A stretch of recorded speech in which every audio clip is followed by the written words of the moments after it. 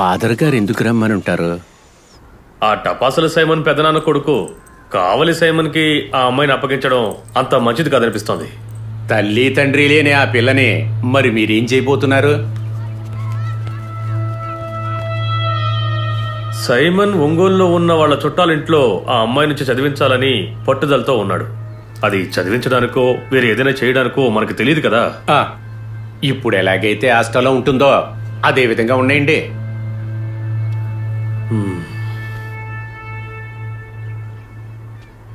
ఆ కావలి సైమను తన గ్యాంగు బయటే ఉన్నారు. ఇదంతా చూస్తుంటే నాకు ఒకే ఒక దారి తోస్తోంది.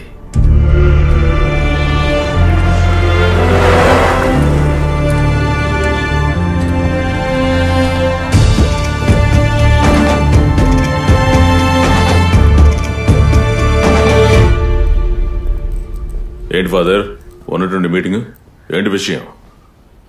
ఇలా చూడు, జెస్సీ కూతురు విషయంలో మనం ఒక నిర్ణయానికి రావాలి. ఆ విషయం గురించే నిన్ను రమ్మన్నాను.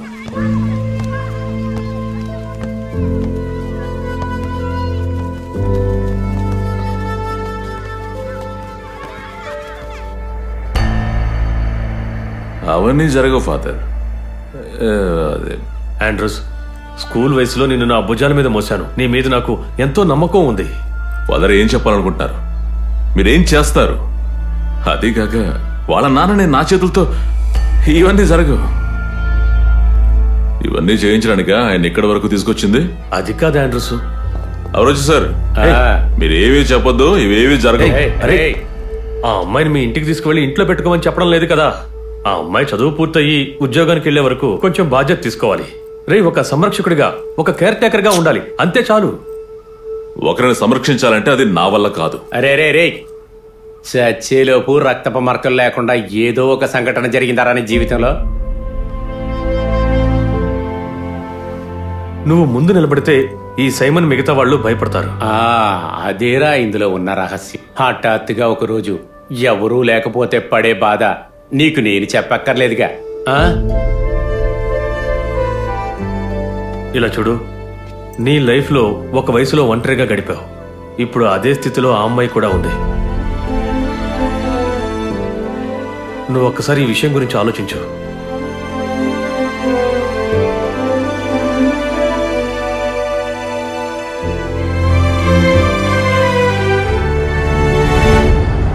కానీ నాదొక సందేహం. మీ మాటలను బట్టి నాకేమనిపిస్తోందంటే యాంటనీ దెయ్యమా లేక దేవదూత? ఇందులో ఇప్పుడు ఏది నిజం? రెండు. ఇంతకు ముందు ఈ యాంటనీ వాళ్ళ నాన్న చాకో యాంటనీ మొదటిసారిగా ఈ ఊర్లోకి వచ్చినప్పుడు ఒక కూపు కాంట్రాక్టర్ పార్ట్నర్ గా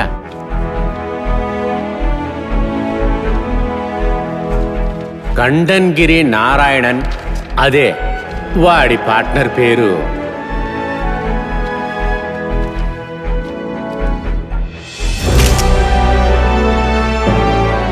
అలాగుంటున్నప్పుడు ఒకరోజు చాకోకు తెలియకుండా మిల్లులోంచి వెళ్లిన దుగ్గలతో పాటు నారాయణ ఎర్రచందనం కూడా స్మగ్లింగ్ చేశాడు. అది ఫారెస్ట్ వాళ్ళకి తెలిసిపోయింది. లైసెన్స్ ఉన్న చాకోని వాళ్ళు అరెస్ట్ చేశారు.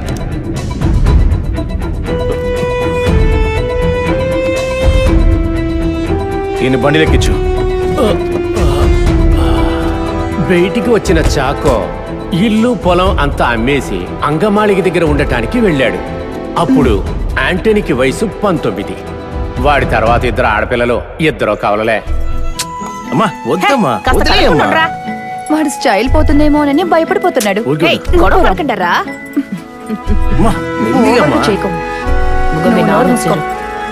ఏంటి నాన్న ఈరోజు తొందరగా వచ్చాడు కంపెనీ నుంచి? సరిగ్గా కళ్ళు కనపడడం లేదు. ఏమైంది? ఆకలి బాగా ఎక్కువగా ఉంది. రండి, ఇదిగో వీడి తల్లి బాగా మసాజ్ చేయాలి. నేను భోజనం పెట్టొస్తాను. ఇంకా ఏంటి బయట? సరే రండి.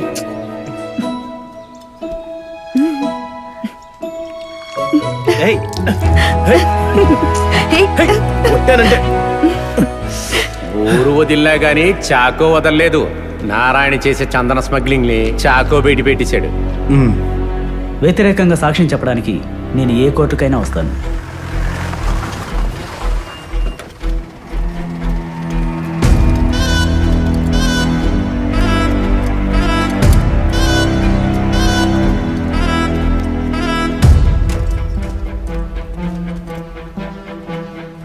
ఇరికించావు కుదరా?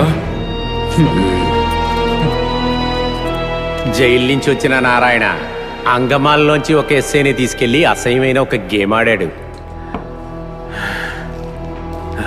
ఇదిగో ఇది తెచ్చుకో. ఏంట ఎంత ఓపెన్ గా? ఇది మన చోటే.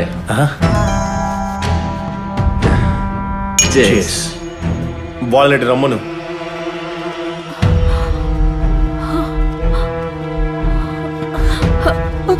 ఏంటి సార్ ఇదంతా? అయ్యో పాపం, ఏం తెలియదు కదా, వాళ్ళని కూడా బయటికి రమ్మని చెప్పు. పిలు.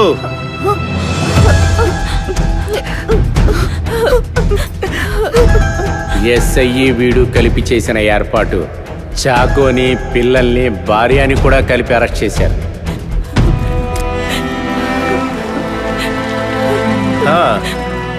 అదిగో వచ్చాడుగా ఓనరు.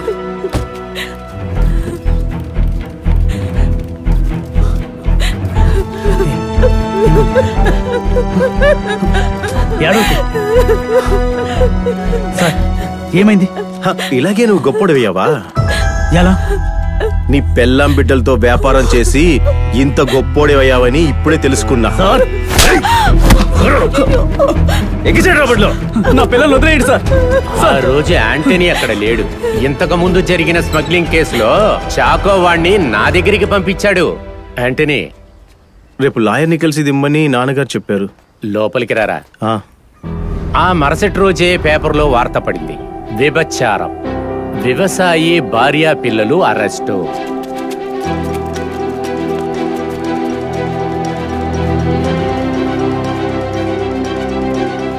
షాజీ ఎక్కడ్రా? ఇక్కడే లోపల.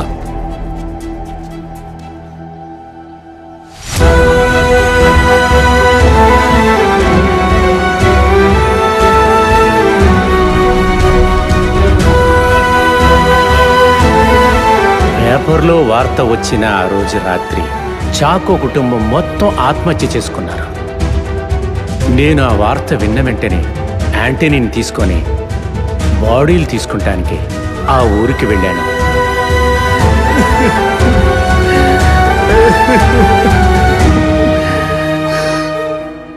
కుటుంబం చనిపోయిన సంవత్సరికం రోజు రాత్రి మొదటిసారిగా యాంటనీ ఆ ఎస్ఐని చుట్టానికి వెళ్ళాడు. అమ్మా, ఆ తలుపులేసుకో.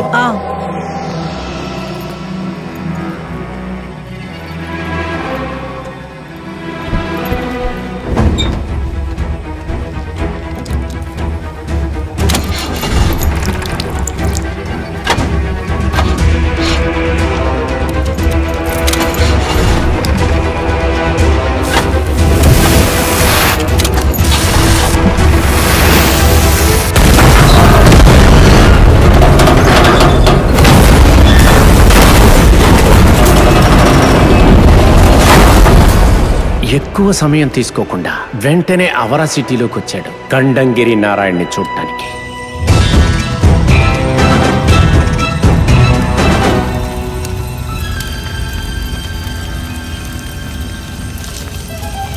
గ్రేసీ, నువ్వు వెళ్ళు. తర్వాత ఈ రోజు నువ్వు రావటం వల్ల రేపు క్వారీకి పనికి రాకుండా ఉండకో. నేనే పొద్దున్న వచ్చేస్తాను. సరే.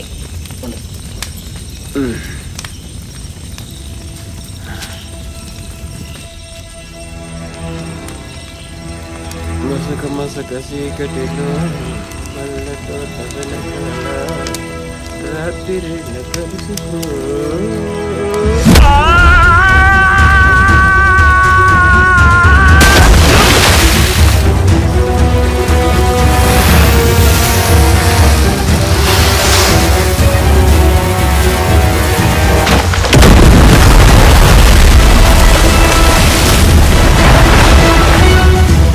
హత్య చేసి వాడు పారిపోయి వచ్చింది నా ఇంటి ముందుకే.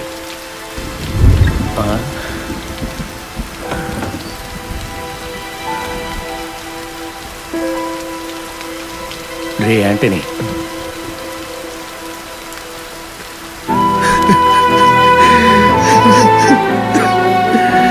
కుటుంబాన్ని కోల్పోయిన వాడు ఒక కొడుగ్గా తను చేయాల్సిన పని చేశాడు. అందుకోసమే నేను వాణ్ణి వెంట పెట్టుకొని ఉన్నాను. యాంటనీ రాక్షసుడే కాని మంచివాడు. ఆ రోజు వాళ్ళ నాన్న అమ్మేసిన భూమిని, ఇంటిని, ఫ్యాక్టరీని కష్టపడి వాడు మళ్ళీ సంపాదించాడు. ఈరోజు ఈ సిటీ మొత్తం వాడి చేతిలోనే ఉంది.